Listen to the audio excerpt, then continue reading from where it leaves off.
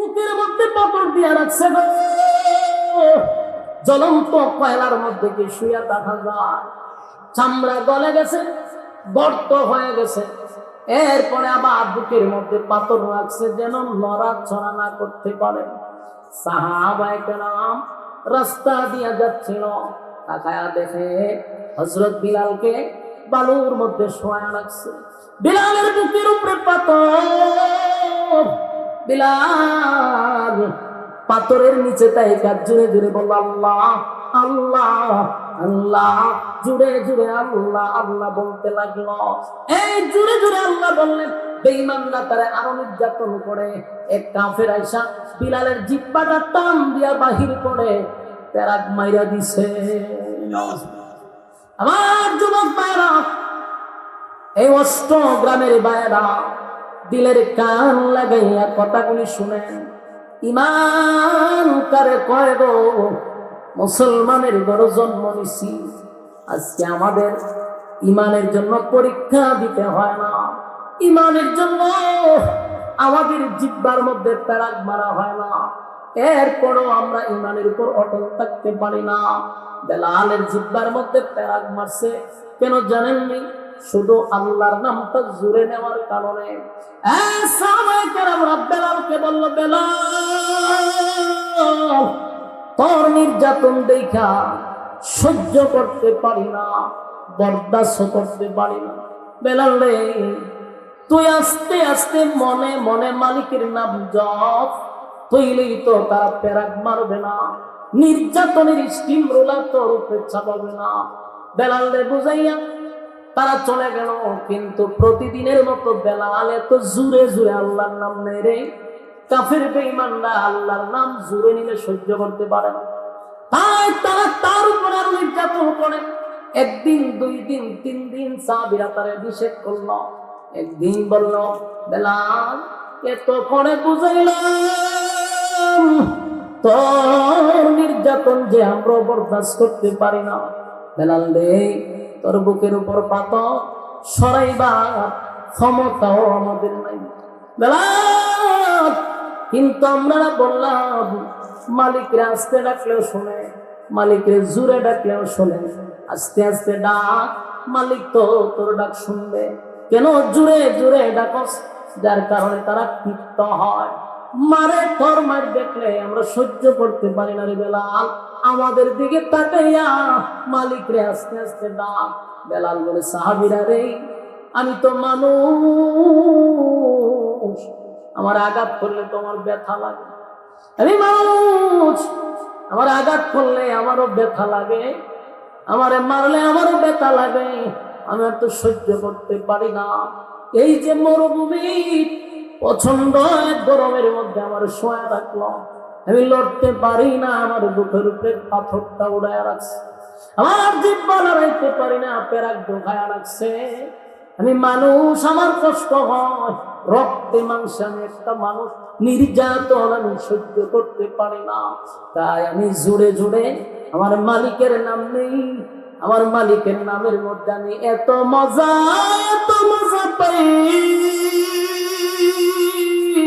আমি যখন আল্লাহ আল্লাহ বলে ডাকি রে, আমার এই নামের মধ্যে আমি মজা পাই।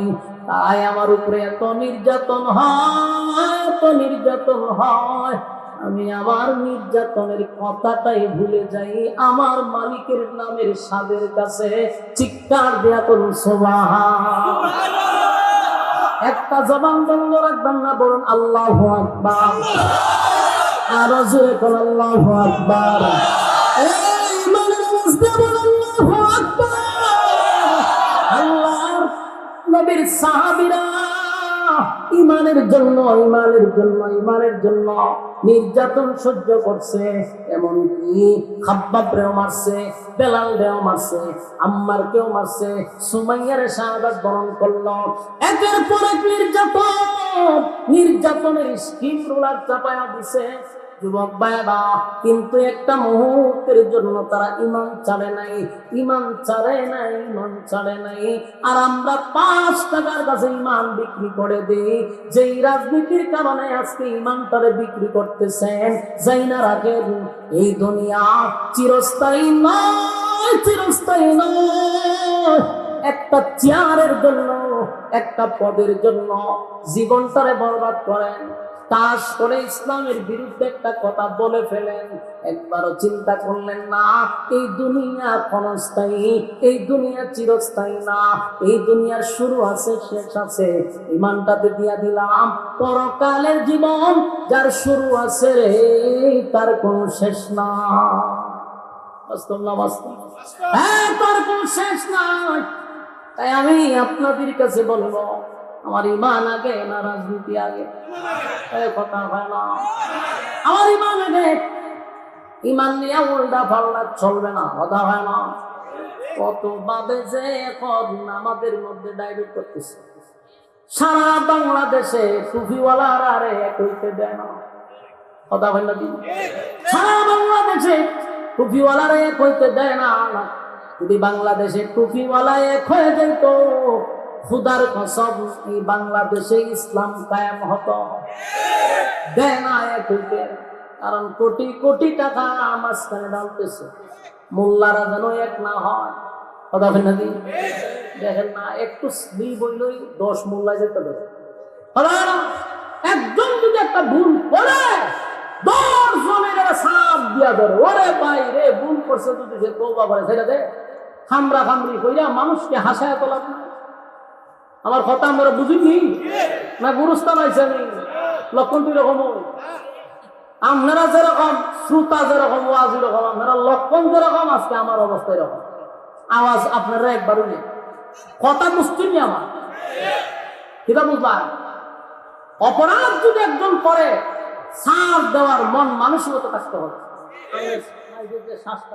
মানুষ মারবে না, বুঝছেন? মানুষ মারবে না, আমি এলাই সিলাই দেখেন এইভাবে যদি হয়তো কেমন হইব, যান বাইরে করে দিতেছেন আপনি, অবস্থা খুব খারাপ। لا تأخذه سنة ولا نوم।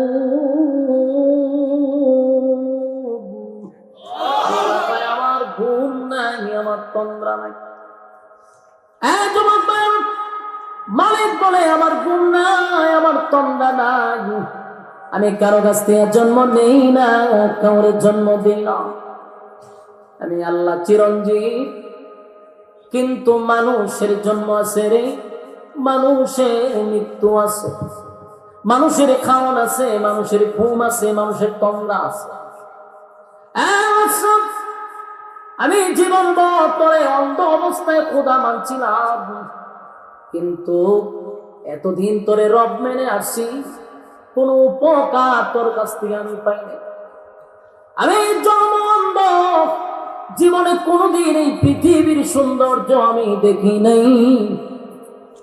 আমি যে মা বাবার ঘরে জন্ম নিছি, মা বাবার কোনদিন দেখি নাই।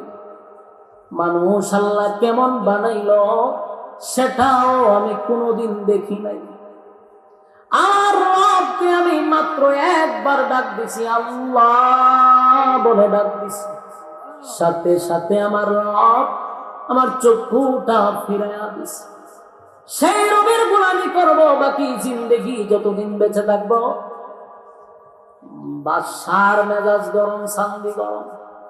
বাদশাহ কয় আমার টাকায় আমার বেতনে তোর জীবন চলে, আমার সামনে দাঁড়াইয়া আর একজনকে রব মানলি, কত বড় সাহস!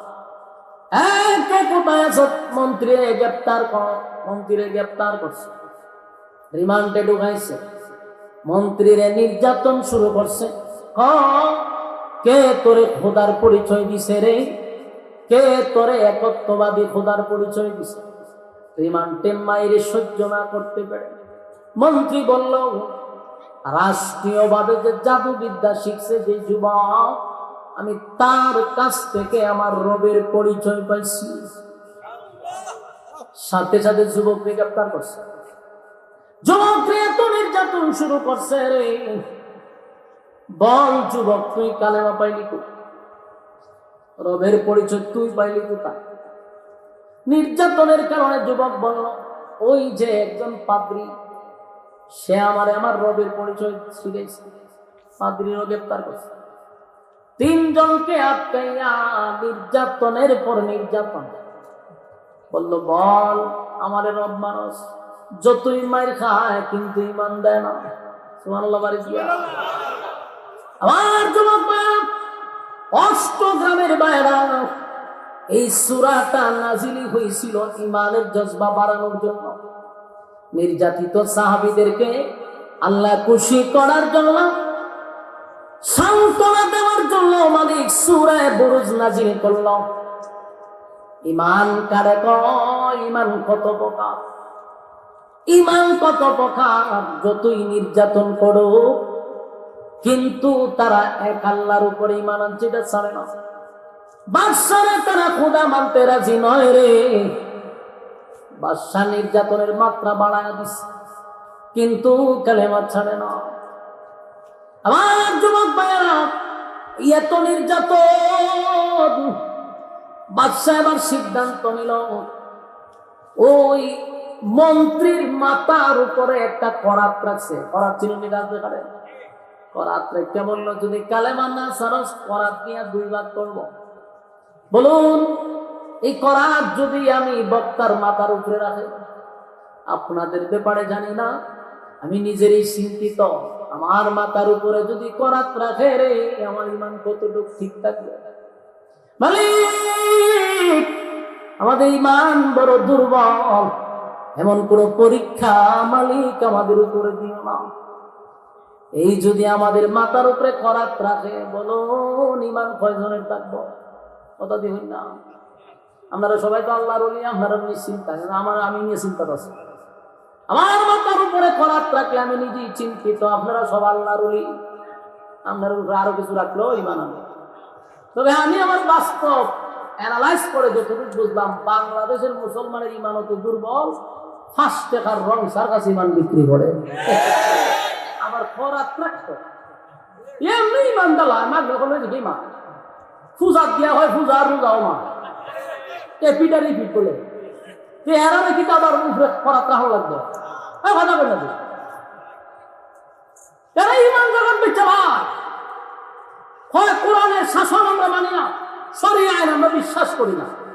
একদল হয় আমরা পূজা রোজা জমা, ইতারে আমার দুটো মাত্র তো লাগবে না, মাথার উপরে ঠাডা হলাই লাগবো, এর মধ্যে ইমান ছেড়ে দেয়। এই জন্য আল্লাহ রে, আমিনু কামা আমানান নাস, ইমান আনো ওই মানুষের মতো যারা ইমান দিয়া আমাদেরকে দেখায় গেছে।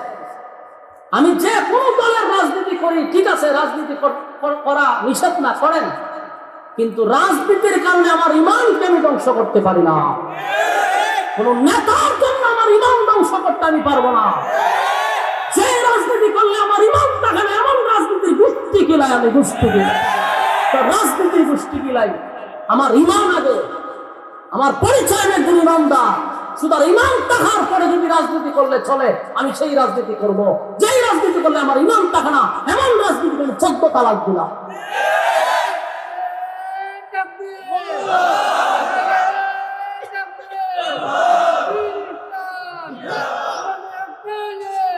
সম্মানিত সুধী, ইমান হলো সবার আগে।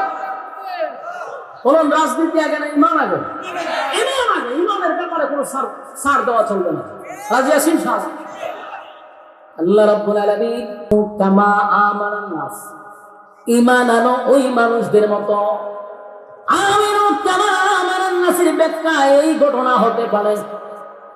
আমিনু কামা আমানান নাস আল্লাহ বুঝাইছে আব্দুল্লাহ বিন তামির কেউ হতে পারে, বিবি আসিয়া হতে পারে, বেলাল হতে পারে। সাহাবায়ে কেরামদেরকে উদ্দেশ্য করে আল্লাহ বলছে, তাদের মতো ঈমান আনো যারা ঈমান আনছে, ঈমানের পরীক্ষা দিছে, জীবন দিছে, কিন্তু ঈমান দেয় না, ঈমান দেয় নাই। আমরা রংসা খাইলে হয়, আমরা দলাইছি একটা বুট দে 3 জন নে, বুট পড়া দিছে 5 জন নে, 3 জন নে দেয়, ঈমান আছে না গেছে? সকাল ঘর থেকে বাহির হয় ঈমান লইয়া, সন্ধ্যা বেলা ঘরে ফিরে বেঈমান হইয়া। কত মানুষ রাস্তাঘাটে ঈমান দেয়। আমার যুবক ভাইরা, ইমানের এত দাম, যারা পরিমাণ ইমান লইয়া যদি কেউ কবরে যায় গো, আল্লাহ বলেন একদিন আমি তারে উঠাইয়া জান্নাতে ঢুকাবো, শুধু যারা পরিমাণ ইমান নিয়ে কবরে যাওয়ার কারণে।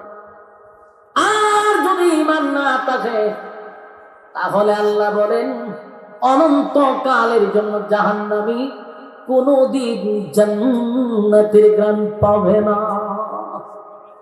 সাবধান, ইমান, ইমান বড় মারাত্মক। যুবক ভাইয়েরা, আব্দুল্লাহ বিন তামের হলো যুবকটার নাম। আর মন্ত্রীর মাথার উপরে করা, মন্ত্রী হোমাই গেল, কিন্তু ইমান দিতাম না। তুই যে বন্ড খোদা এটা আমি বুঝে গেছি, কারণ খোদা কোনো সময় এত জালেম হয় না, তুই জালেম। বাসায় এই মন্ত্রীর মাথার উপরে করাত লাগাই দিছে। চিন্তা করেন, কল্পনা করেন একটু, করাতটা মাথা দিয়ে যদি বাবা সিরে আমি কি টিকতে পারবেন? আল্লাহু আকবার, আল্লাহ। শরীরে ভিজালা মানে, শরীর যখনই মারে যদি কল্পনা করি, এরপরও ইমান ছাড়ে না। সুবহানাল্লাহ, সুবহানাল্লাহ। করাত দিয়ে দুই বার করে এইভাবে শরীর দুই বলতে ফিরে গেছে, ইমান দিছে। এই জন্যই আল্লাহ ভাই আমিনু কামা আমানান নাস, তোমরা তাদের মতো ইমান আনো। তারা ইমান আইনা দেখা গেছে যে সব দিয়া দিলাম, ইমান দিব না। একজনকে হত্যা করলো, এবার ধরছে ভাদ্রিরে। ভাদ্রি দেখছি, ও দেখছি তো ও সাইডে দেয় এখন আমার খুদা মান হইতো না, হতে খরাত লাগা। ভাদ্রিরেও খরাত দিয়ে দুই ভাগ করে ছেড়ে দিচ্ছে। চিন্তা করতেছেন বিষয়টা? তাহলে কজনে মারল? রয়েছে কজন? ওই যুবক। এবার বাদশা কয়, যুবক, দুইজন রে তোর সামনে আমি হত্যা করলাম করাত দিয়া, বাকি হইলি তুই। দুইটা দেখছো তুই, তোর ভয় লাগছে না?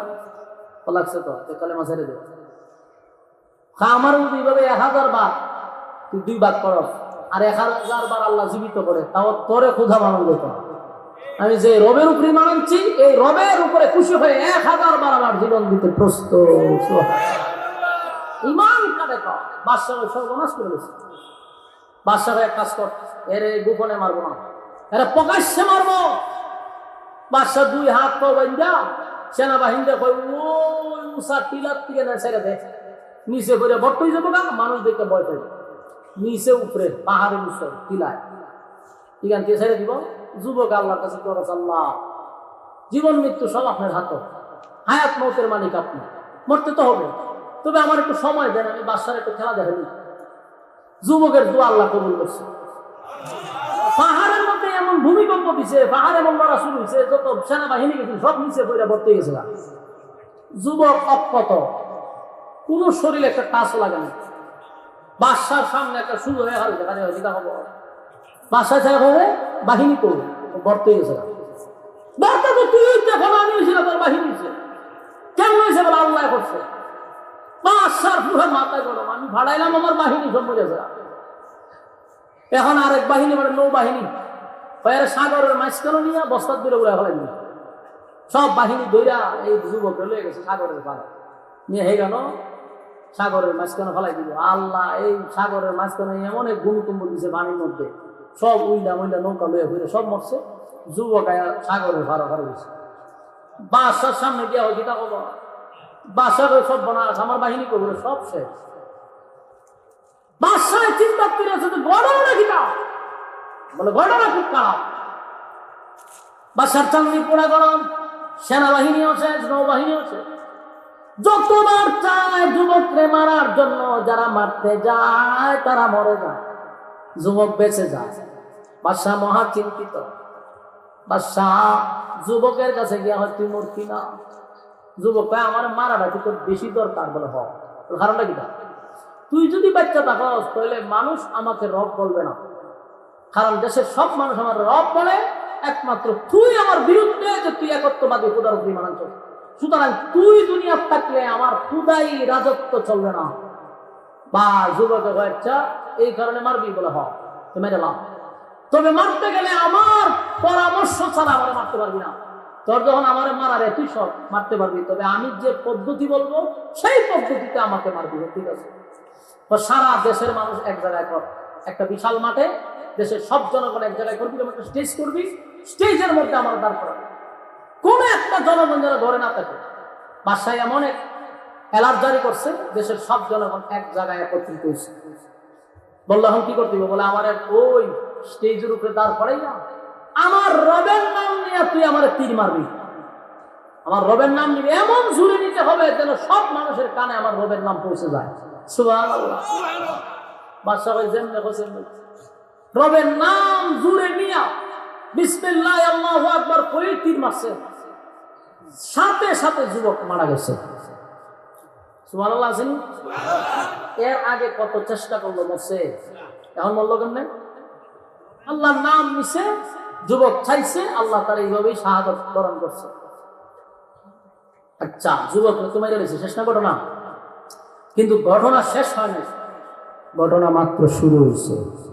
আমরা শোনার ধৈর্য আছি? যারা চেয়ারে বইয়া ট্যাং ঝুলাইতেছে এরা আসেনি, এরা খুব আনন্দ শুনতেছে, কি যে আরাম, এরা বাপটা এরা ভিন্ন আসতে যে উজুরে যেভাবে বইয়া ট্যাং লড়ায় আমরা ওইভাবে লড়াম। হেরা যে কিতাব হয় আমি তো শুনিও নাই গান কিনা, আর এরা শুনবো নি? ঘটনা শুরু হয়েছে খালি যুবকরা মাইরা বাদশা চাইছিল যে এবার শান্তি পাইছি, মুক্তি পাইছি, আর আমার কেউ আমার উপরে আর কেউ রব বইলে অন্য কেউ ডাকবে না, সব শেষ। কিন্তু ঘটনা তো ভাই ভিন্ন। উপস্থিত সারা দেশের মানুষ বলল যে কি আশ্চর্য ব্যাপার, যে যুবককে মারার জন্য বাদশাহ বহু চেষ্টা করলো, বহু বাহিনী মারা গেল, যুবককে মারতে পারলো না। আজকে যে রবের নাম শুনছি, তার রবের নাম নেওয়ার সাথে সাথে সে দুনিয়া থেকে বিদায় নিল। এই কোন রবের নাম নিছে? আর এই রবের নাম নেওয়ার সাথে সাথে যুবক মারা গেল। তাহলে আমরা সেই রবের উপরে ঈমান আনছি, যেই যুবক যেই রবের উপরে ঈমান আনছে। দেশের যত জনগণ আছি সব কালেমা পড়ে ঈমান আনছে। বাদশা 3 জনের জ্বালা যন্ত্রণা সহ্য করতে পারছে না, রাত্রে তার ঘুম হইছে না। 3 জনে তার রব মানে নাই, এই জন্য তার যন্ত্রণা। এখন দেশের সব মানুষ তার রব মানে না, শুনি দরবার কথা বলি না। বাদশার অহন মাথা ঠিক আছে, দেশের সব মানুষ তারা খোদা মানে না, না যুবকের রবের উপর আমরা ঈমান আনছি। সুবহানাল্লাহ। এক যুবক জীবন দিয়া লক্ষ মানুষের ঈমান আনায় দিছে। সুবহানাল্লাহ। বাদশার বাহিনী কয় স্যার ঘটনা তো ভিন্ন। বলে কি? আগে তো 3 জন মারছেন, সারা দেশের জনগণ আপনারে আর রব মানে না, কিটা করবে? ওই বাদশা তখন বলল যে সব যদি না মানে সব কেটে ফেললাম। চিন্তা করেন, এটা কি সুস্থ না অসুস্থ? এটা কত বড় জালেম! এই জন্য বলে আল্লাহ কয় জালেমের প্রতি আমি আল্লাহর অভিশাপ।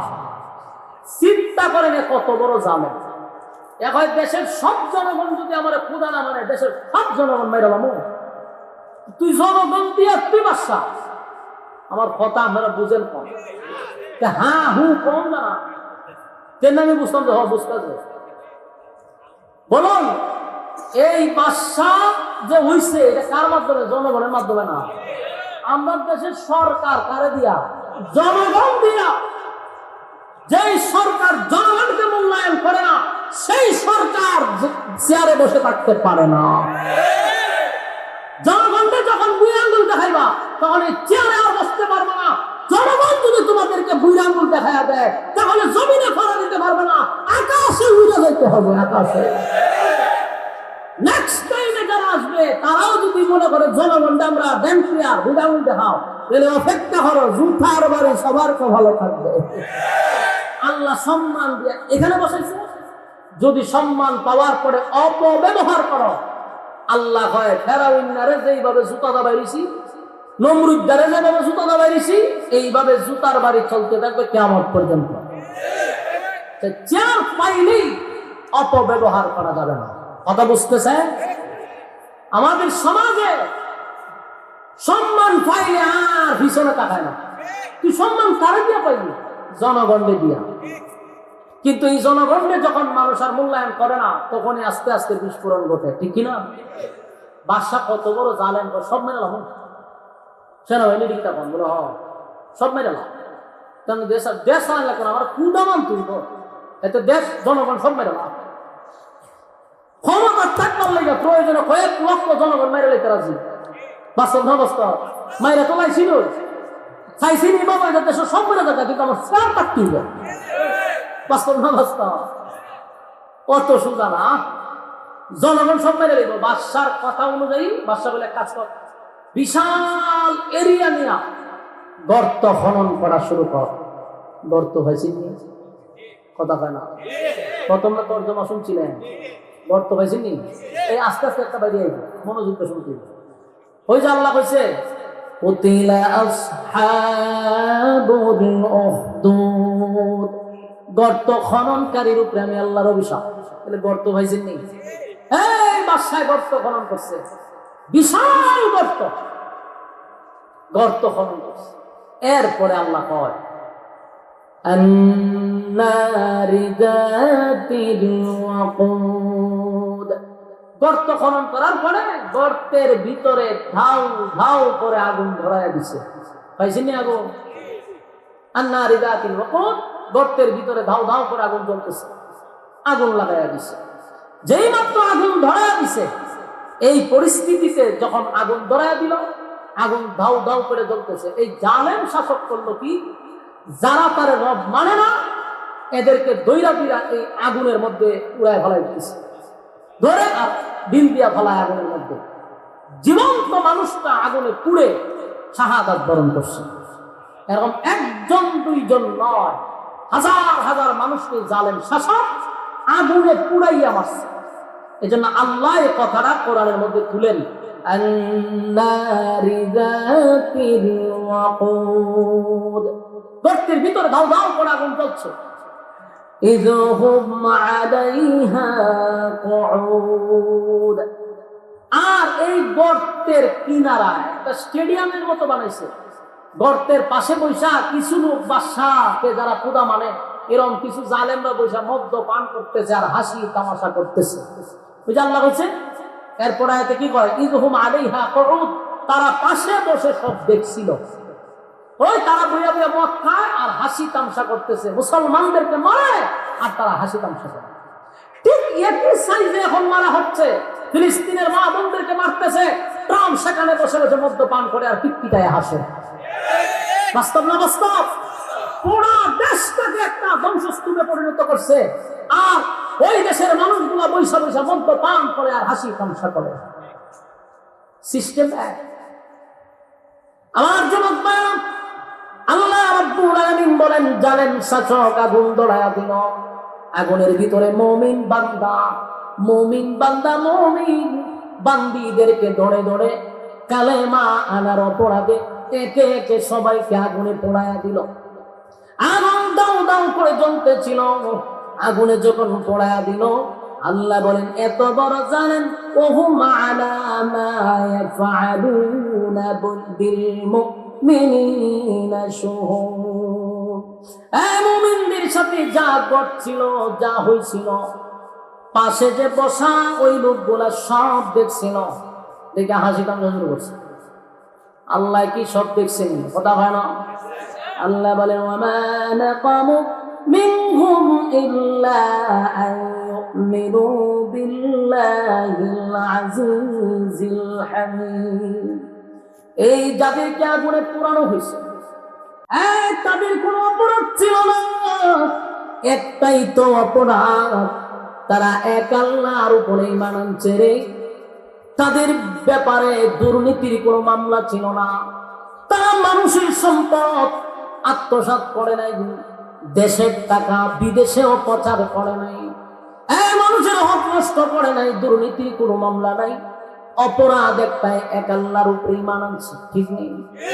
আর যারা এক আল্লাহর উপরে ঈমান আনে, যারা মালিকের হুকুম রাসূলের তরিকা অনুযায়ী চলে, দেখবেন ওই মানুষগুলা বেশিরভাগ লাঞ্ছিত হয়। গত 16 বছর দেখছেন সবচেয়ে বেশি হাত করা করছে আলেমরা, সবচেয়ে বেশি বেরি করানো হয়েছে আলেমদেরকে। বলুন বাংলাদেশের কোন আলেমের উপরে দুর্নীতির অভিযোগ আছে? কথা দিয়ে আপনার আসতে কয়, আপনার ঈমান যে দুর্বল এটা আওয়াজে বোঝা যায়। বাংলাদেশের একজন আলেমের ব্যাপারে কেউ বলতে পারে না যে তার দুর্নীতির মামলা আছে। বাংলাদেশের কোন আলেম দেশের টাকা বিদেশে পাচার করে নাই, বেগম পাড়ায় বাড়ি করে নাই। বাংলাদেশের কোন আলেম রাস্তার ইট বালু সিমেন্ট খায় নাই, চাঁদাবাজি টেন্ডারবাজি করে নাই। তারপরেও গোড়াইয়া গোড়াইয়া আলেমদের উপরে তো নির্যাতন কেন? উদ্দেশ্য একটা, সব সুরেরা এক হইছে এই সমাজ থেকে ইসলাম উঠায়া দেওয়া। দেখেন না কত নাটক করছে, আলেমদেরকে পাশানোর জন্য বিভিন্ন নাটক কইরা করে ঢুকেছে। যুবক ভাইয়েরা, ওই বাদশাহ মুমিন বান্দা মুমিন বান্দীদেরকে আগুনে পুড়াইছে, পাশে বৈশা বৈশা জালেমরা দেখছে। সেই সময় আল্লাহ ওই জায়গাতে এমন বিস্ফোরণ ঘটাইছে, সব জালেমরাও একসাথে আগুনে ভরে মারা গেছে। সুবহানাল্লাহ। যারা বৈশা তামাশা করছিল, যারা মুমিনদের আগুনে পোড়া দেখা আনন্দ মিছিল করছিল, আমার আল্লাহ ভাইয়াদের একটারও আমি অস্তিত্ব রাখি নাই, আগুনের মাঝখানে বিস্ফোরণ ঘটাইয়া দিছে। যারা গ্যালারিতে বসা ছিল সব বুড়ারে আল্লাহ সমানে বাদশা সহ সব জ্বালায়া দিছে। আল্লাহ বলেন ওয়াসসামাই যাতিল বুরুজ, আসমানের কসম, ওয়াল ইয়াউমিল মাউউদ, কিয়ামত দিবসের কসম, যেদিন আমি আল্লাহ বিচার করব, যেদিন মানুষ নারী পুরুষ উলঙ্গ অবস্থায় আবার দাঁড়াবে। যাদেরকে আমি প্রথমবার জীবন দিছিলাম, দ্বিতীয়বার আমি তাদেরকে আবার জীবন দিব, পুনরায় তারা উলঙ্গ অবস্থায় হাসরের মাঠে দাঁড়াবে। সেখানে আমি মিজানের পাল্লা দিয়া আমলনামাগুলি তাদের মাপ নিব। যাদের ঈমানের পাওয়ার থাকবে, আল্লাহ বলেন আমি আল্লাহ ওয়াদা দিলাম, ইন্নাল্লাযীনা আমানু ওয়া আমিলুস সালিহাতি কানাত লাহুম জান্নাতুল ফিরদাউসি নুজুলা। ওয়াদা দিলাম ঈমান আর আমলের যাদের বাড়ি হবে জান্নাতুল ফিরদাউসের মেহমান বানায়া দিব। আমার যুবক ভাইরা, এই যে ঘটনাগুলি আমার আল্লাহ শুনাইছে সূরা ফুরুজের ভিতরে, নির্যাতিত মুসলমানরা নির্যাতিত মুসলমানদেরকে আয় জালেম যেইভাবে মুমিন বান্দা মুমিন বান্দীদেরকে আগুন দিয়া পোড়াইছে, আল্লাহ রাব্বুল আলামিন সূরা বুরুজ নাযিল করে সাহাবায়ে কেরামদেরকে সান্ত্বনা দিল। যেই সময় সাহাবায়ে কেরামদেরকে নির্যাতন শুরু হইছে, কালেমার দাওয়াত যখন রাসূল 3 বছর গোপনে গোপনে গোপনে গোপনে দাওয়াত দিছে, এরপরে গোপনে দাওয়াত দেওয়ার পরে রাসূল প্রকাশ্যে দাওয়াত দেওয়া শুরু করলো। যেই মাত্র প্রকাশ্যে দাওয়াত দিল, তখন আবু জাহেল আবু লাহাব একত্রিত হইয়া মুসলমানদের উপরে নির্যাতন শুরু করে দিল। এত নির্যাতন, কোন সাহাবীদেরকে জ্বলন্ত কয়লার মধ্যে শোয়া রাখছে, বুকের মধ্যে পাথর দিয়া রাখছে। জ্বলন্ত কয়লার মধ্যে কি শুয়া দেখা যায়? চামড়া গলে গেছে, গর্ত হয়ে গেছে। এরপরে আবার বুকের মধ্যে পাথর রাখছে যেন নড়াচড়া না করতে পারে। সাহাবায়ে কেরাম রাস্তা দিয়া যাচ্ছিল, তাকায়া দেখে হযরত বিলালকে বালুর মধ্যে শোয়া রাখছে। বিলালের বুকের উপরে পাথর। বিলাল পাথরের নিচে তাইকা জুড়ে জুড়ে বলল আল্লাহ আল্লাহ আল্লাহ, জুড়ে জুড়ে আল্লাহ আল্লাহ বলতে লাগলো। এই জুড়ে জুড়ে আল্লাহ বললেন, বেঈমানরা তারে আরো নির্যাতন করে।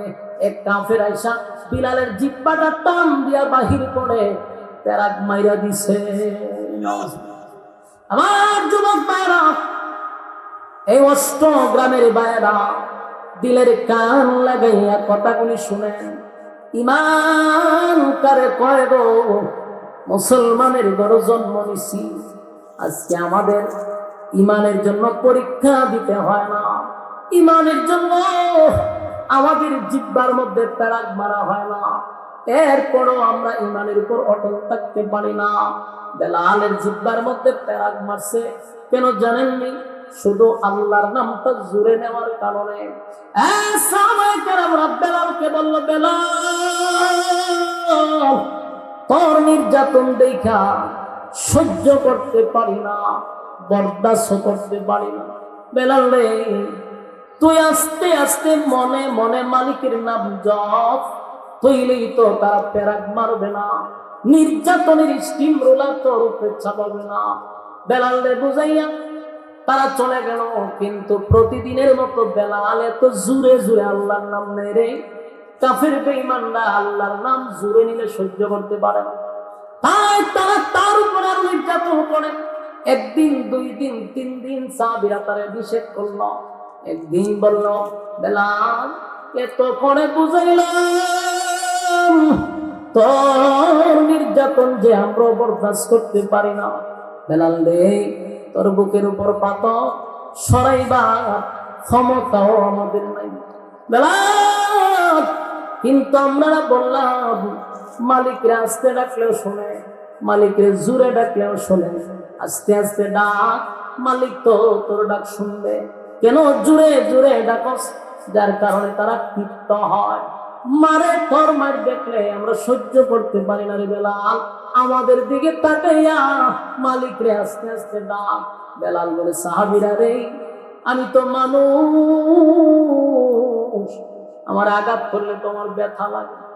আমি মানুষ, আমার আঘাত করলে আমারও ব্যথা লাগে, আমারে মারলে আমারও ব্যথা লাগে, আমি আর তো সহ্য করতে পারি না।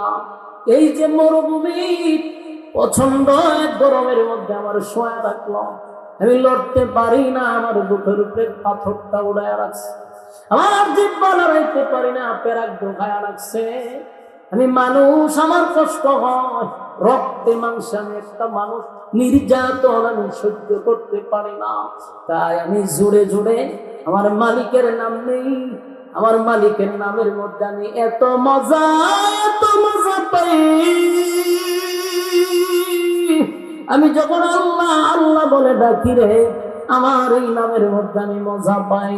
তাই আমার উপরে এত নির্যাতন হয়, এত নির্যাতন হয়, আমি আমার নির্যাতনের কথাটাই ভুলে যাই, আমার মালিকের নামের স্বাদের কাছে চিৎকার দেয়া করুন সুবহানাল্লাহ। একটা জবান বন্ধ রাখবেন না, বলুন আল্লাহু আকবার, আর জোরে বলুন আল্লাহু আকবার। এই ইমানের মুসলিম বলুন আল্লাহু আকবার। আল্লাহর নবীর সাহাবীরা ইমানের জন্য নির্যাতন সহ্য করছে, এমনকি খাব্বাবরেও মারছে, বেলালরেও মারছে, আম্মারকেও মারছে, সুমাইয়ার শাহাদাত বরণ করলো। একের পর এক নির্যাতনের স্কিম রুলার চাপায়া দিছে যুবক ভাইরা। কিন্তু একটা মুহূর্তের জন্য তারা ঈমান ছাড়ে নাই। আর আমরা 5 টাকার কাছে ঈমান বিক্রি করে দিই, যেই রাজনীতির কারণে আজকে ঈমানটারে বিক্রি করতেছেন। যাইনা রাখেন, এই দুনিয়া চিরস্থায়ী নয়। একটা চেয়ারের জন্য, একটা পদের জন্য জীবনটারে বরবাদ করেন, তাস করে ইসলামের বিরুদ্ধে একটা কথা বলে ফেলেন, একবারও চিন্তা করলেন না এই দুনিয়া ক্ষণস্থায়ী, এই দুনিয়া চিরস্থায়ী না, এই দুনিয়ার শুরু আছে, শেষ আছে। ঈমানটাতে দিয়া দিলাম, পরকালের জীবন যার শুরু আছে রে, তার কোনো শেষ না। বাস্তব না বাস্তব? হ্যাঁ, তার কোনো শেষ নাই। তাই আমি আপনাদের কাছে বলবো, আমার ঈমান আগে না রাজনীতি আগে? কথা হয় না, আমার ঈমান আগে। ঈমান নিয়ে উল্টা পাল্টা চলবে না, কথা হয় না।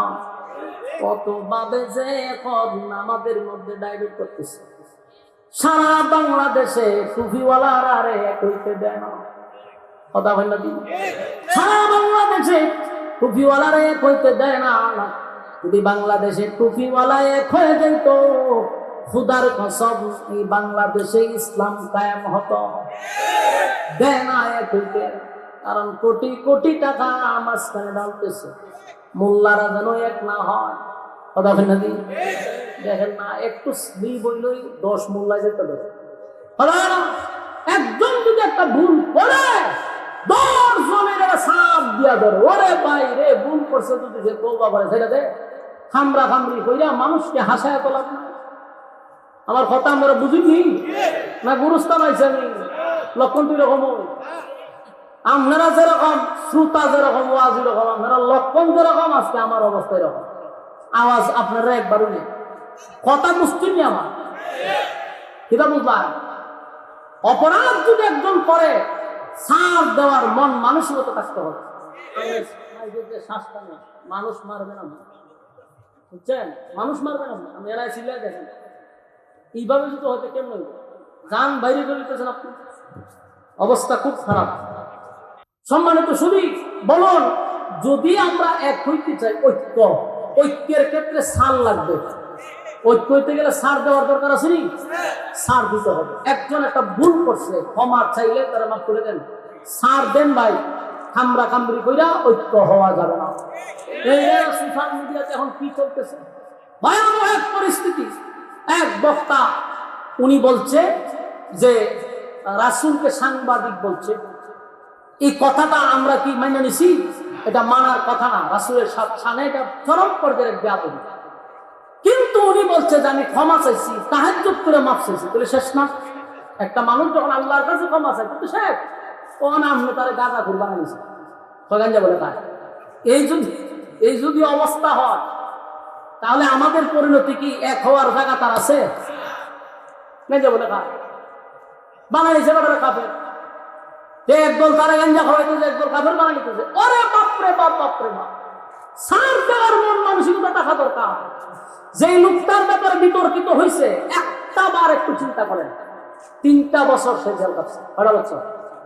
তার উপরে যেই পরিমাণ নির্যাতন হয়েছে, যারা সমালোচনা করতেছি আমরা সেই নির্যাতনের শিকার হই নাই। বড় বড় মোটকা লাগাইয়া মন্তব্য করা যায়, জেল তো খালি নাই, 3 বছর রিমান্ডে আমরা থাকি নাই, তাই আমাদের মুখ দিয়ে সমালোচনা বাহির হয়। 3 বছরে তার উপরে যেই পরিমাণ নির্যাতন হয়েছে, এটা তো আমরা উপরে হয় নাই। আল্লামা বাবনগরী রহমতুল্লাহ আলাইহির বক্তব্য শুনেন নাই? ওনারে জেলখানায় কি করছে? বাতের ওষুধ বিখানাকে দুনিয়া পুড়ে বিদায় করছে। বাবনগরীর বয়স সেরকম হয় নাই, বার্ধক্যে পৌঁছে নাই, এর আগে ওনারা শেষ করে দিচ্ছে। আল্লামা সাইদি সাহেব জেলখানার ভিতরে স্বাভাবিক মৃত্যু হয় নাই, ওনাকে চক্রান্ত করে তারা হত্যা করছে, ঠিক কিনা বলে? আমাদের প্রত্যেকটা আলেমদেরকে যারা জেল কাটছে, ইবনে সাইয়্যিদ সহ অতীতে যারা জেলখানায় ছিল, তাদের উপরে কি পরিমাণ নির্যাতন হয়েছে কল্পনাও করতে পারবেন না। তাই তারা ভুল করলে তারা যদি হয় আমরা তওবা করছি, মাফ করে দেন, সমালোচনা করেন না। তাদের উপরে অত্যাচার হয়েছে, তাদের উপরে জুলুম হয়েছে, মাথা ঠিক নাই। ওই যে আমরা ফিরছি হুজুর, এই উদ্দেশ্যে ছেলেটারেও কিন্তু কম নির্যাতন করছে না, উল্টা পাল্টা করে আমরাও দেখছি। কিন্তু তার হাতে বেরি, তার পায়ে বেরি, যে নির্যাতনটা সহ্য করছে আমি করি নাই। আমি সমালোচনা করতে পারবো নাম তো মারি হয়ে যায়, আমার শরীর স্বাস্থ্য বালা ফের অত বড়, আমার খাওয়ান ঠিক আছে, ঘুম ঠিক আছে, তো সুতরাং আমার তো সমালোচনা বাইরে, সমালোচনা করতে পারবো না। নির্যাতন সহ্য করলে ফের এত বড় হওয়ার কথা না। কিন্তু সাবধান, আমরা ছাড় দেওয়া শিখি। আমরা চাই ঐক্য হইতে, ঐক্যের ক্ষেত্রে আমরা ছাড় দেই, কামরা কামড়ি বাদ দেন। একটা লোক যদি পড়া দিছে, মাফ করে দেন। মানুষকে হাসায়েন না, মানুষকে তামসা দেখায়েন না। আজকে টুপিওয়ালা সব এক হয়ে গেলে আমাদের উপরে আঙ্গুল তুল্লা তাকাইবার কেউ ছিল না। আফসোস আর আফসোস, একটা চেয়ারের জন্য আমি মৌলবী পর্যন্ত ইমান নষ্ট করতেছি। অথচ ইমান হাসরের মাঠে যদি যাররা পরিমাণ হয়ে যেতে পারে, তাও কোনদিন জান্নাতের গ্রান্ট পাবেন। বলুন কতটুকু গেলে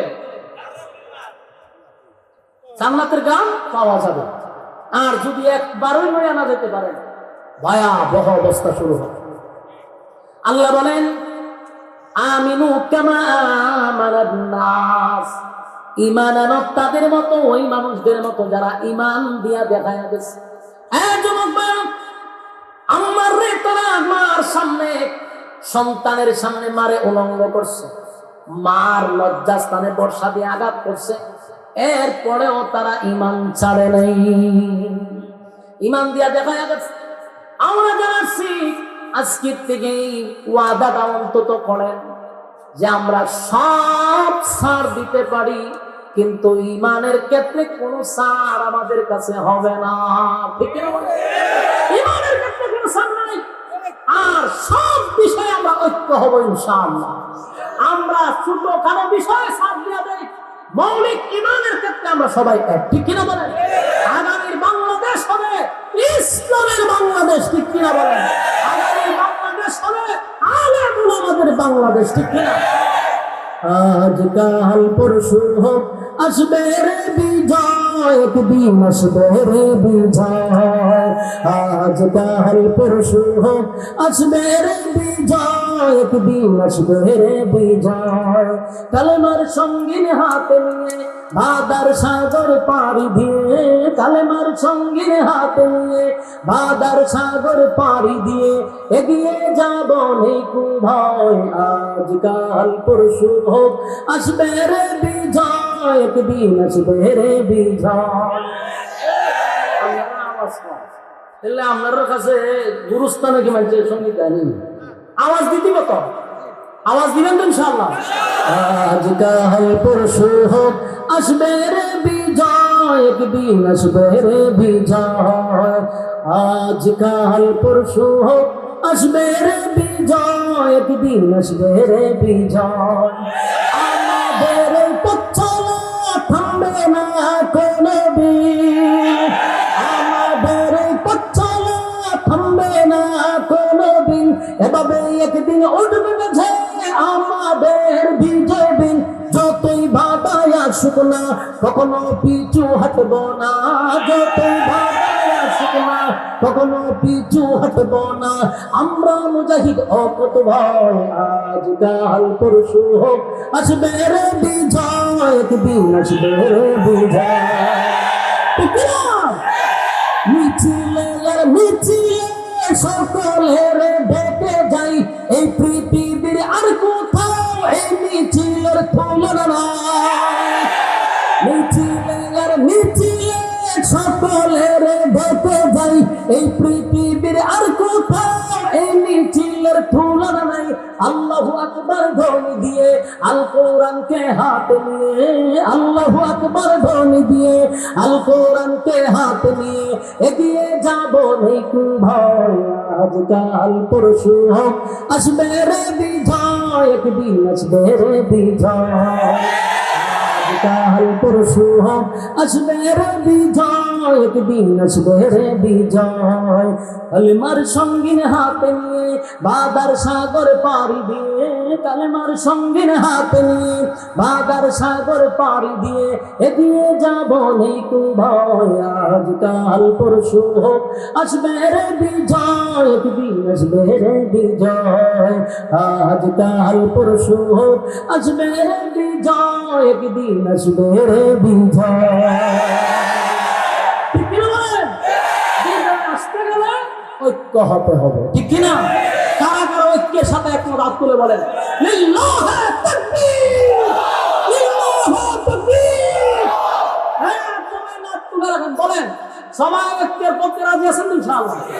আমার পিছনে একটা মসজিদ নির্মাণ করা হচ্ছে, মসজিদের উদ্যোগেই মাহফিল। আপনারা এই মসজিদে যতটুক পারেন শরীক হওয়ার নিয়তে পকেটে হাত ঢোকান, যতটুক পারেন মসজিদ নির্মাণের উদ্দেশ্যে, মসজিদের এই উদ্যোগে মাহফিল যতটুক পারেন পকেটে হাত ঢোকান, সবাই শরীক থাকবেন ইনশাআল্লাহ। জলদি করেন, জলদি, কেউ খালি হাতে যাবেন না, কেউ খালি হাতে যাবেন না। আমি অত্যন্ত খুশি যে আপনারা মোনাজাত পর্যন্ত বলছিলেন থাকবেন, একটা মানুষ উঠেন নাই। আল্লাহ তাআলা আপনাদের দুনিয়া আখিরাতের ইজ্জত দান করুন। আমিন। এই রুমাল নিয়ে যান, ভিতরে ঢুকেন, এদিকে ঢুকেন না, গা জলদি করেন, জলদি। মসজিদের জন্য যতটুকু পারেন আপনারা শরীক থাকার চেষ্টা করবেন। আলহামদুলিল্লাহ, আপনাদের এই কমিটির অনেক মানুষও তারা অক্লান্ত পরিশ্রম করে যাচ্ছে। বিশেষ করে এই অষ্টগ্রাম উত্তরপাড়া আদর্শ মসজিদ ও যুবক বৃন্দের উদ্যোগে আজকের এই মাহফিল, এই যুবকদের অক্লান্ত পরিশ্রম, এই সুন্দর আয়োজন। ইনশাআল্লাহ আপনাদের জন্য আগামী বছরও তারা সিদ্ধান্ত নিচ্ছে এর থেকে আরো বড় সড়ো করে মাহফিল করানোর চেষ্টা তারা চালাইতেছে ইনশাআল্লাহ। আপনারা খুশি না বেজা? আল্লাহ তাআলা এই মাহফিলটাকে কবুল করে। আমিন।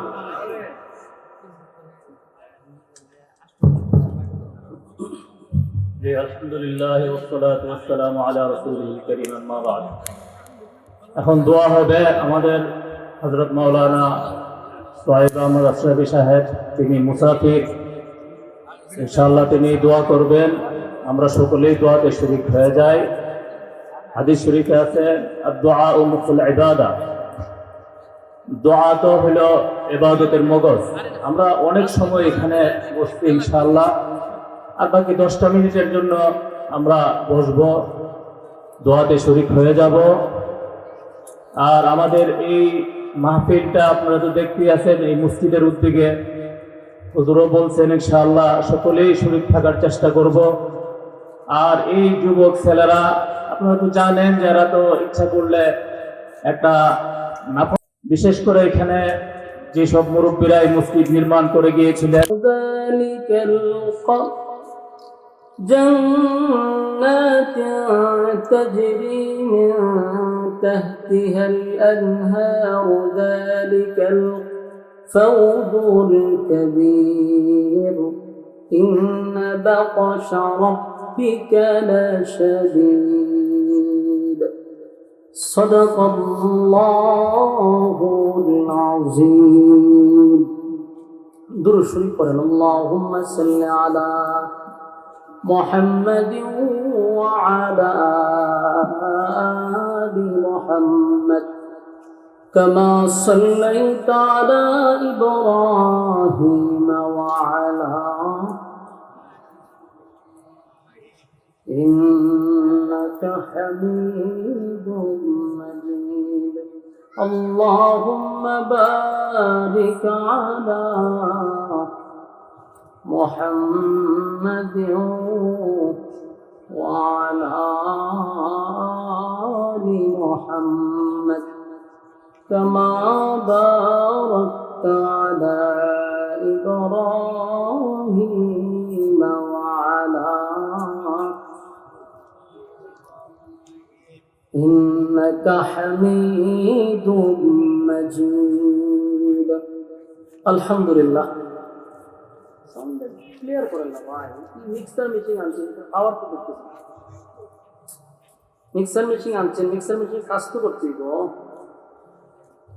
আলহামদুলিল্লাহ, অষ্টগ্রাম উত্তরপাড়া আদর্শ মসজিদ ও যুবক বৃন্দের উদ্যোগে আয়োজিত আজকের এই বার্ষিক ইসলামী মহাসম্মেলনে সম্মানিত যিনি সভাপতি আল্লামা হাফেজ ওলিউল্লাহ সাহেব দামাত বরকাতুহু, সভাপতিত্ব করছেন হযরত মাওলানা হাফিজ কারি ইয়াকুব আলী সাহেব দামাত বরকাতুহু, ওয়াজ করেছেন হযরত মাওলানা শরীফুজ্জামান রাজিবপুরি সাহেব, হযরত মাওলানা বুরহানুদ্দিন আজিমি সাহেব সহ দিগার অতিথিবৃন্দ, মুআজ্জিজ মুকাররম হযরত উলামায়ে কেরাম, উপস্থিত আছেন নওজোয়ান আমার তরুণ যুবক ভাইরা।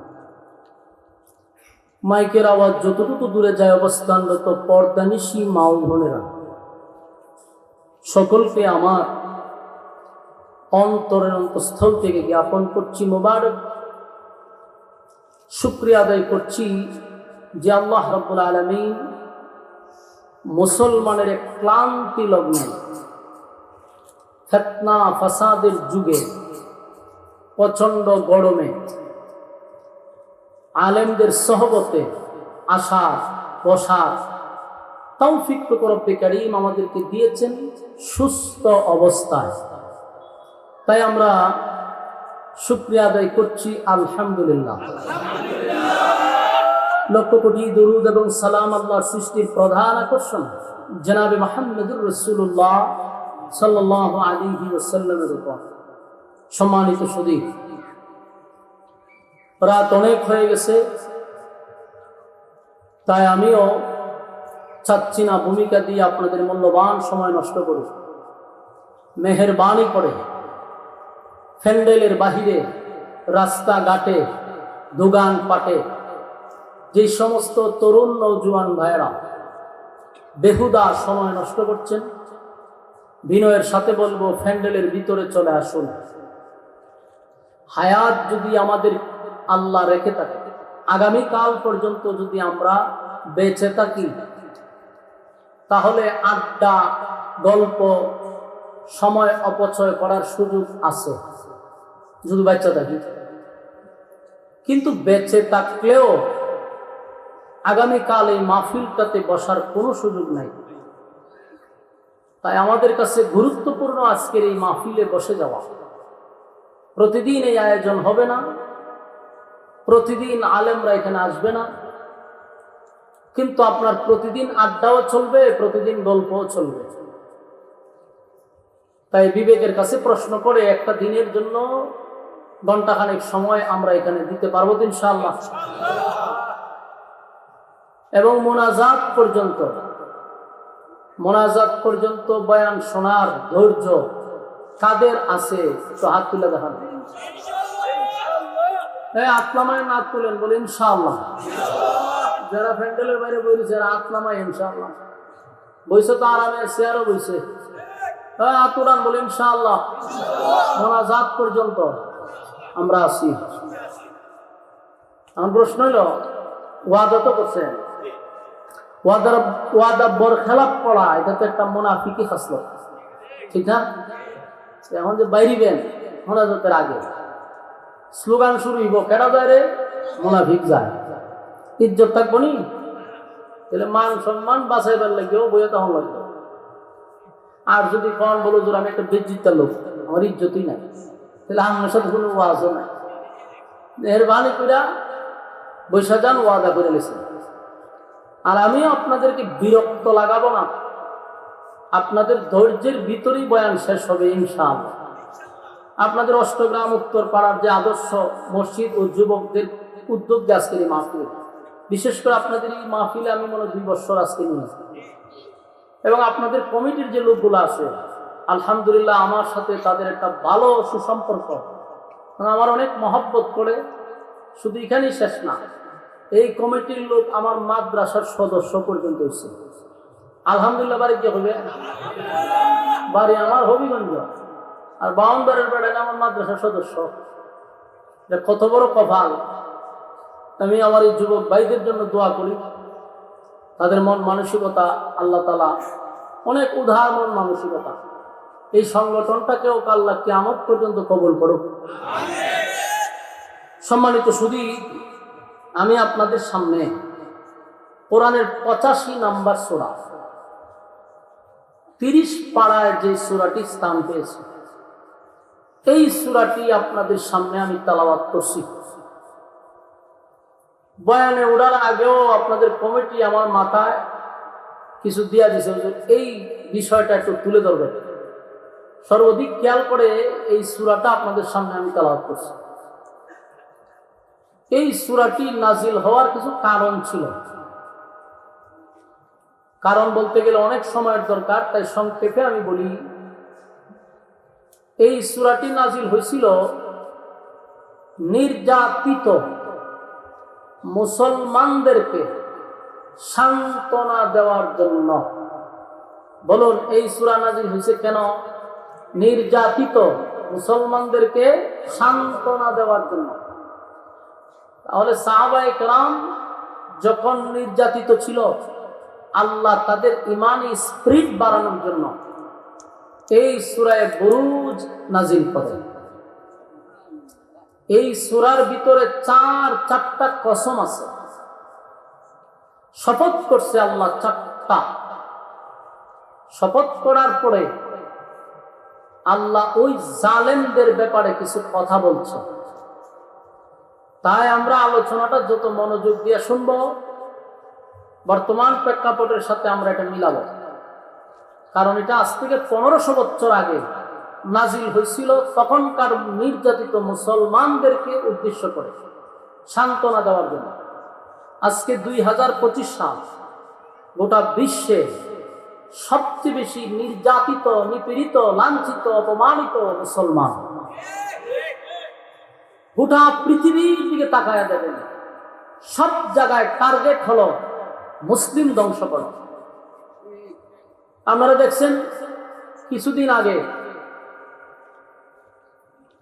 ফিলিস্তিন এবং ইসরায়েলের যুদ্ধবিরতির কথা বলছে।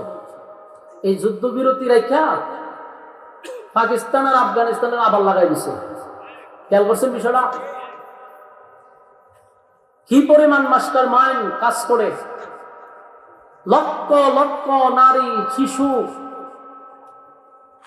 পুরুষ, নারী, বৃদ্ধ, বৃদ্ধা লক্ষাধিকের উপরে শাহাদাত বরণ করছে জালেমদের অত্যাচারের উপরে। সেই যুদ্ধ বন্ধ করার আগে আগেই আবার আরেক মুসলমান ভাইদের মধ্যে লাগাই দিছে। আমরা আছি হাত নাভিতে বাঁধবো না বুকে বাঁধবো, কারটুপি উষা, কারটুপি নেশা, এই গুতাগুতিতে আমরা ব্যস্ত। আর গোটা বিশ্বে শক্তিশালী মুসলমানদেরকে মাটির সাথে মিশায়া দিচ্ছে।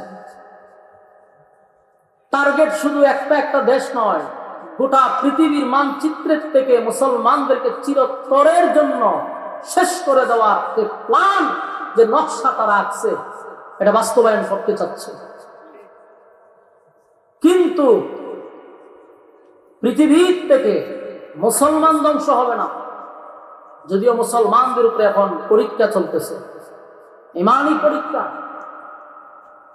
এই পরীক্ষায় যারা উত্তীর্ণ হবে, আল্লাহ বলেন তাদেরকে জান্নাতের মেহমানদারি আমি আল্লাহ নিজে করাবো।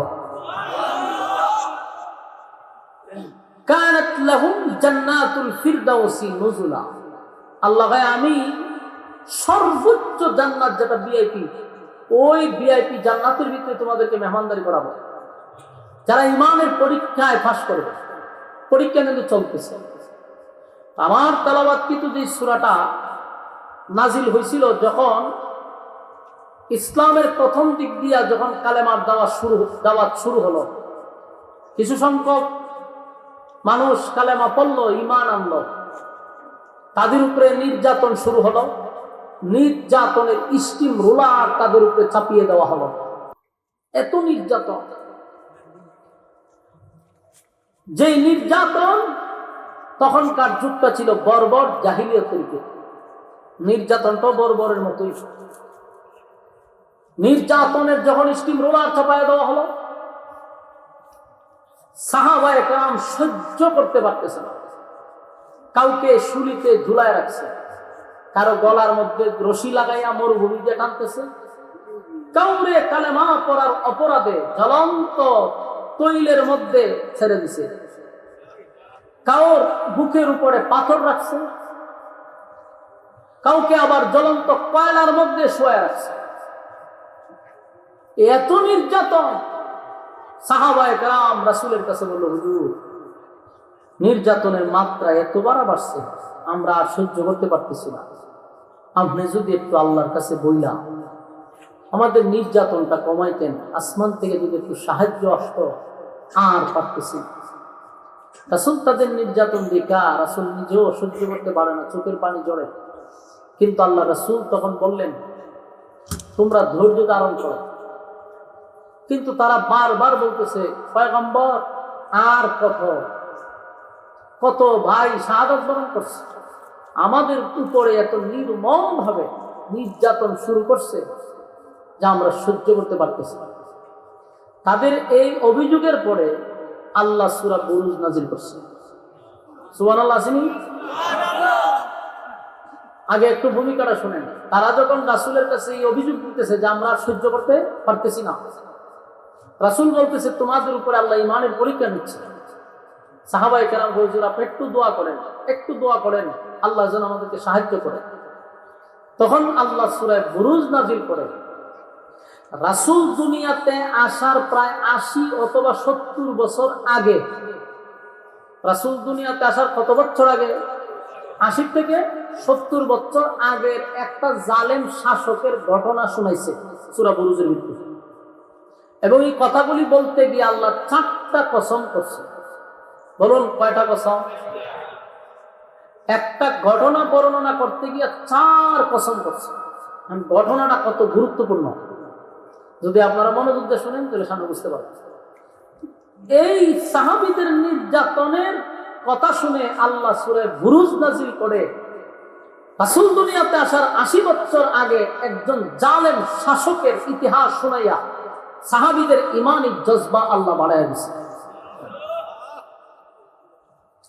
আল্লাহ এই সূরার শুরুতে ৪ কসম করছে।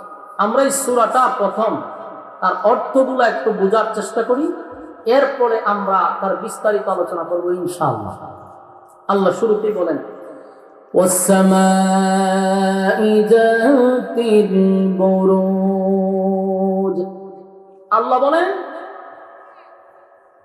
নক্ষত্র বিশিষ্ট আসমানের কসম, গ্যালাক্সি বিশিষ্ট আকাশের কসম, তারকা যেখানে ঝুলিত ওই আকাশের কসম করছে আল্লাহ। নক্ষত্রের কসম, তারকার কসম, এই বিশাল আসমানের কসম করছে আল্লাহ প্রথম। এরপর আল্লাহ বলেন ওয়াল-ইয়াউমিল মাউউদ, যেদিন বিচার হবে, মালিক ইয়াউমিদ্দিন, আল্লাহ যেদিন বিচারক হবে সেই দিনের কসম, বলতে কিয়ামত দিবসের কসম। এরপর আল্লাহ বলেন ওয়াশাহিদিন ওয়া মাশহুদ, এই আয়াতে দুইটা কসম, ওয়াশাহিদ ওয়া মাশহুদ। আল্লাহ বলেন যেই দিনটা ঘুরে ঘুরে তোমাদের সামনে আসে সেই দিনের কসম, বলতে ইয়াউমুল জুমআ, ইয়াউমুল আরাফা, জুমার দিনের কসম, আরাফার দিনের কসম। তাহলে কসম হইল কয়টা? নক্ষত্র বিশিষ্ট আকাশের কসম একটা, কিয়ামত দিবসের কসম, ইয়াউমুল জুমআ, জুমার দিনের কসম, ইয়াউমুল আরাফা, আরাফার কসম, চার কসম। চারটা কসম করে আল্লাহ পরে বলেন কুতিলা আসহাবুল উখদুদ, গর্ত খননকারীর উপরে আমি আল্লাহর অভিশাপ, জালেম শাসকের উপরে আমি আল্লাহর অভিশাপ। তাহলে কসম করলো চারটা, এরপরে অভিশাপ দিল কারে? জালেমদের উপর আল্লাহর অভিশাপ। গর্ত খননকারীরা, যারা গর্ত খনন করছে তাদের উপর অভিশাপ। এখন খালি স্মরণ রাখবেন, পরে বলতেছি। এরপর আল্লাহ বলেন আন-নারি যাতিল ওয়াকুদ, যেই গর্তের ভিতরে ধাউ ধাউ করে আগুন জ্বলছিল। খুব স্মরণ রাখবেন, প্রথম কি বলছে? গর্ত খনন যারা করছে। তাহলে আমরা একটা গর্ত পাইলাম এখানে। এরপরে কি বলছে? গর্তের ভিতরে ধাউ ধাউ করে আগুন জ্বলছিল। তাহলে আমরা আগুনও পাইলাম। এই পয়েন্টগুলো এত রকম সামনে আসতেছে। ইযহুম আলাইহা কুউদ, যখন তারা পাশে বসে দেখছিল, তাহলে কিছু মানুষ এখানে উপস্থিত ছিল যারা স্পটে থাইকা, সরজমিনে থাইকা সব দেখছিল। তাহলে কিছু একটা ঘটছিল যা তারা দেখছিল। কথা বুঝতেছেন? পয়েন্টগুলো ইয়াদ রাখবেন। وهم على ما يفعلون بالمؤمنين شهود, মুমিনদের সাথে যা করেছিল তারা সব দেখেছিল। মানে মুমিনদের সাথে যা ঘটনা ঘটছে এরা তার সরজমিনে সব দেখছে।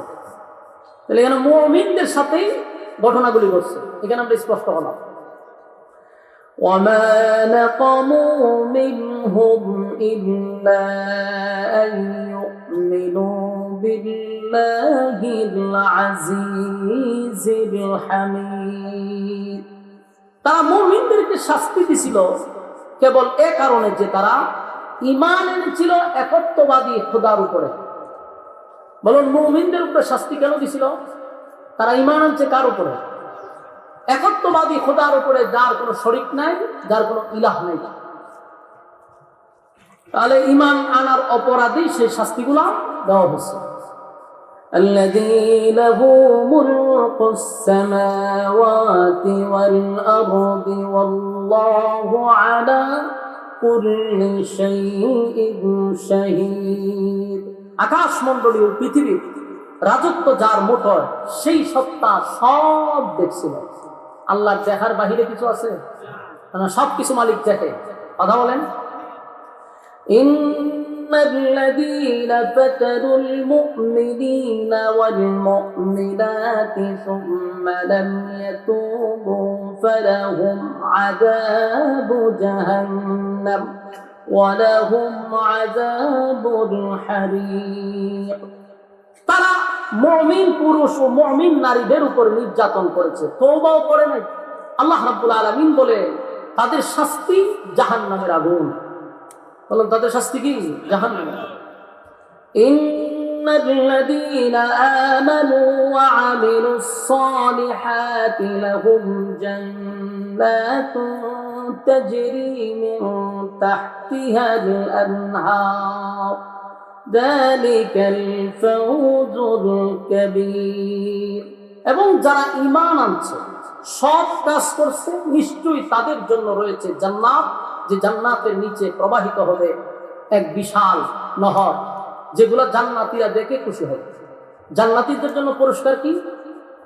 যে জান্নাতুল ফিরদাউস, যেখানে আল্লাহ মেহমানদারি করাবে। তাদের জন্য যারা ঈমান আনছে এবং সৎ কাজ করছে। কথা কি বুঝতেছেন?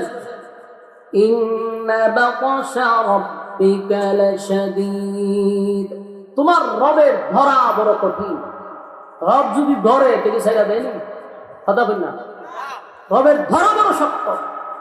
স্মরণ রাখবা, ইন্নাহু হুয়া ইউবদিউ ওয়া ইউঈদ, তারা প্রথমবার সৃষ্টি, যিনি প্রথমবার সৃষ্টি করতে পারে তিনি পরবর্তীতেও সৃষ্টি করতে পারে। যিনি আমাদেরকে প্রথমবার সৃষ্টি করছে, দ্বিতীয়বার তিনি আমাদেরকে আবার পুনরায় সৃষ্টি করবেন।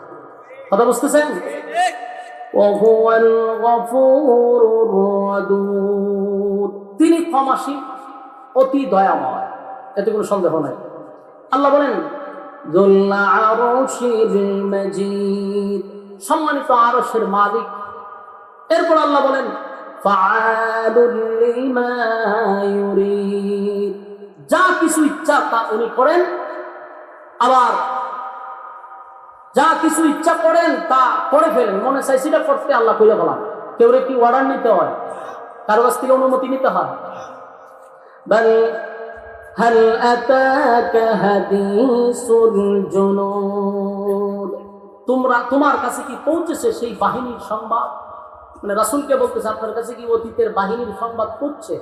কোন বাহিনী? আল্লাহ বলেন ফিরআউন ওয়া সামুদ, ফিরআউন এবং সামুদ তাদের কাহিনীকে আপনি শুনছেন? আল্লাহ বলেন বালিল্লাযীনা কাফারু ফি তাকযীব, তা সত্ত্বেও যারা কুফুরের কঠোর পরিণাম শুনছে, তারপরেও তারা তা সত্ত্বেও তারা এর কাছ থেকে বিরত থাকে নাই। মানে কুফর করলে, শিরিক করলে যে কি শাস্তি হবে এটা জানার পরেও তারা এখান থেকে বিরত থাকে নাই, তারা সীমা লঙ্ঘন করছে। এরপর আল্লাহ বলেন আল্লাহু মিন ওয়ারাইহিম মুহীত, অথচ আল্লাহ তাদের পেছনে চতুর্দিক দিয়ে আল্লাহ গ্রাস করে রাখছে, তারা এটা বলতে পারে। এরপর আল্লাহ বলেন বাল হুয়া কুরআনুম মাজিদ, কোরআনের প্রত্যাখ্যানের পরে তারা কোরআনকে প্রত্যাখ্যান করছে, কিন্তু এটার কিন্তু সম্মান হানিয়েছে। আল্লাহ বলেন এবং এটা অতি সম্মানী একটা কোরআন, তারা প্রত্যাখ্যান করছে, এতে কোরআনের কিছু আসে যায় না, এটা সম্মানী কোরআন। এরপর আল্লাহ বলেন ফি লাওহিল মাহফুজ, এটা লাওহে মাহফুজে লিপিবদ্ধ করা। তাহলে আমরা পুরা বুরুজের সরল তর্জমা শুনছি। বলুন এতক্ষণ সূরা বুরুজের সরল তর্জমাগুলো শুনছি। আসলে এখন আমরা বুঝার চেষ্টা করি সূরার ভিতরে চারটা কসম কেড়ে কোন জালেম, কোন গর্তওয়ালার কথা আল্লাহ বলছে, গর্তের ভিতরে আগুন কিভাবে দাউ দাউ করে জ্বলছিল, কারা বৈশা দেখছিল, এই কথাগুলি আমরা উপস্থাপন করবো ইনশাআল্লাহ। রাসূল দুনিয়াতে আসা ৮০ বছর আগে একটা জালেম শাসক ছিল। এই শাসক নিজেকে খোদা দাবি করত। বলুন কি দাবি করত? নাউজুবিল্লাহ। সে নিজেকে প্রভু, রব বলে মানুষের কাছে উপস্থাপন করত। যারা তাদের খোদা মানত না তাদেরকে হত্যা করত, এবং তার খোদা এটা টিকায় রাখছিল জাদুবিদ্যার মাধ্যমে। তখন জাদুর খুব প্রভাব ছিল, জাদু দিয়া মানুষকে তার আয়ত্তে রাখত, তার অনুকূলে রাখত। তখনকার সবচেয়ে বড় যে জাদুঘর ছিল সেটা বাদশার আন্ডারে চলত, কিন্তু এই জাদুঘর বৃদ্ধ হয়ে গেছে। বৃদ্ধ হয়ে যাওয়ার কারণে এই জাদুঘর বাদশার কাছে একটা লিখিত অভিযোগ দিল যে বাদশাহ, আমি একেবারেই বৃদ্ধ হয়ে গেছি, যদি মারা যায় তাহলে আপনার এই রাজত্ব টিকে রাখবো কে? আর খোদা দাবি করবেন কিভাবে? জাদু দিয়া মানুষকে আমি আপনার প্রতি বশ করে রাখছি, এখন আমি মারা গেলে সব শেষ। তাই আমি জীবিত থাকা অবস্থা একটা মেধাবী, নওজোয়ান, বুদ্ধিমান, শক্তিশালী একটা যুবক দেন, যার কাছে আমি সমস্ত জাদুবিদ্যা শিখাবো, পরবর্তীতে আপনার রাজত্ব সে ধরে রাখবে। বাদশাহ বলল চমৎকার একটা আইডিয়া, ভালো বুদ্ধি দিছ। বাদশাহ চতুর্দিক থেকে গবেষণা করে যাচাই বাছাই করে একটা ছেলেকে পাইছে, খুব যুবক বুদ্ধিমান। এই যুবক প্রতিদিন এই বৃদ্ধর কাছে এসে জাদু শিখে আবার ক্লাস শেষ বাড়ির দিকে চলে যায়। ঘটনাক্রমে একদিন তাকায়া দেখে রাস্তার পাশে এরকম একটা মাহফিল হইতেছে। তো যেই বক্তা ওয়াজ করতেছে উনি হলেন ঈসা আলাইহিস সালাতু ওয়াস সালামের একজন উম্মত, আবেদ মানুষ, বুজুর্গ মানুষ। নসিহত করতেছে, একত্ববাদী খোদার উপরে মানুষকে ঈমান আনার জন্য আহ্বান করতেছে, ওয়াজ নসিহত করতেছে।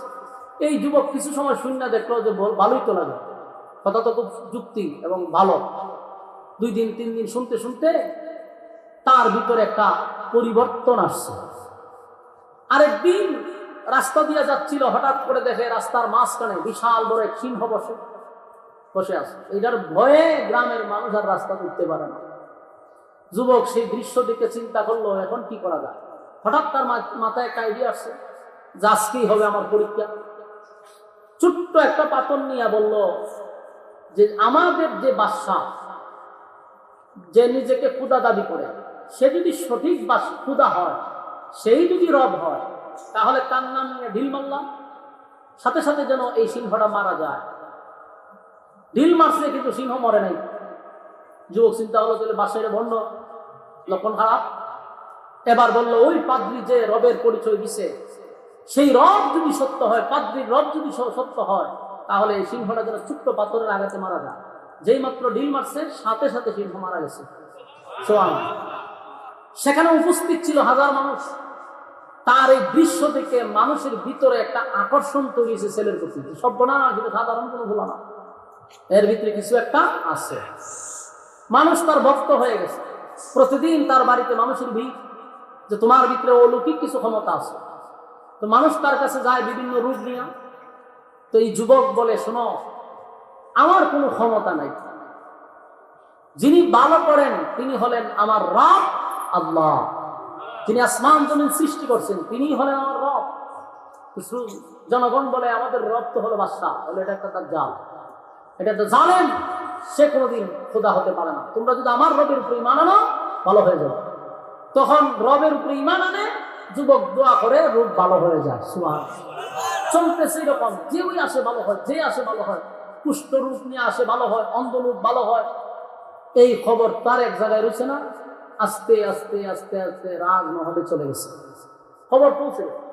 তো বাদশার একজন মন্ত্রী আছিল অন্ধ, জন্ম অন্ধ। এই অন্ধ ব্যক্তি চিন্তা করলো এরকমই যদি হয়, গেলেই ভালো হয়ে যায়। আমার জীবনে তো আমি কোনোদিন কিছু দেখি নাই। একটা বাস্কের মধ্যে টাকা পয়সা লইয়া, স্বর্ণমন্য লইয়া গেছে যুবকের কাছে, দিয়া বললো তোমার অনেক সুনাম শুনে আসছি, আমার চোখ দুইটা ভালো হলে পুরো বাস্ক তোমার। যুবক বলল ভালো করার ক্ষমতা আমার না, যিনি ভালো করেন তিনি কে? আপনি যদি ওনার উপরে কালেমা পড়েন, ঈমান আনেন, আমি দোয়া করবো, আল্লাহ চোখ ভালো করে দেবে। মন্ত্রী চিন্তা করলো সারা দেশের মানুষ রব জানে বাদশারে, যুবক দিয়ে আরেক রবের পরিচয় দেয়। মন্ত্রী চিন্তা করলো যেটাই বার হইব, আগে আমি ঈমান আনি, দেখি আমার চোখ ভালো হয়।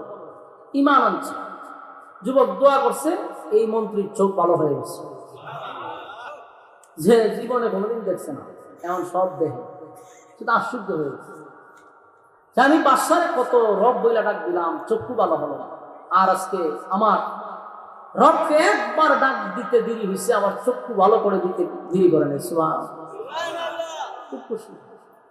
এই নিউজ তো আর এক জায়গায় না, বাদশা পর্যন্ত পৌঁছে গেছে। মন্ত্রী গেছে বাদশার দরবারে। অন্ধ মানুষ যারা, এরা একটা দেখবেন খাসলত আছে, এরা এক জায়গায় দাঁড়ায় থাকলে নিয়ম করে, এটার ধরে হেটার ধরে দিতে পারে, দেখছেন? এরা দাঁড়ায় থাকলো, এরা ভঙ্গিমা বোঝা যায় যে লোকটা অন্ধ। এখন তো চোখে দেখে, এখন তার আগের সিস্টেম নাই। বাদশার পায়ে খালি এটা তো কোনদিন দেখছি না। বাদশাহ এর পায়ে চাই দেখি, মন্ত্রী আমার ভাই এইভাবে চাই পায়, এত চোখ আছে না, লক্ষণ তো খারাপ। ডাক দিছে, মন্ত্রী কেন? মন্ত্রী আছে, তুই কি সব দেখোস নাকি? ভাই আমি সব দেখি। তো তোর চোখ পালা করছে তো আমার রব। বাদশাহ চিন্তা করছে রব তো আমিও। বাদশাহ খুশি হয়ে বলতে, আগে বলবি না, আগে আমারও জানাইতি, আমি বিশাল একটা আয়োজন করতাম, আরো মানুষ সব একত্রিত করতাম, আর সবার সামনে তুই কইতি, আমার মর্যাদা আরো বেড়ে যেত।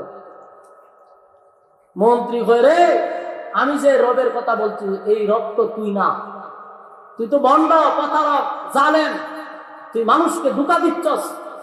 আমি যার উপরে ঈমান আনছি, ওনার জন্মও নাই, ওনার মৃত্যুও নাই। উনি কারো কাছ থেকে জন্ম নেয় না, কারোর জন্ম দেয় না। সুবহানাল্লাহ বারে গিয়া লাম ইয়ালিদ ওয়া লাম ইউলাদ। আল্লাহ বলেন আমি কারো কাছ থেকে জন্ম নেই নাই, কাউরে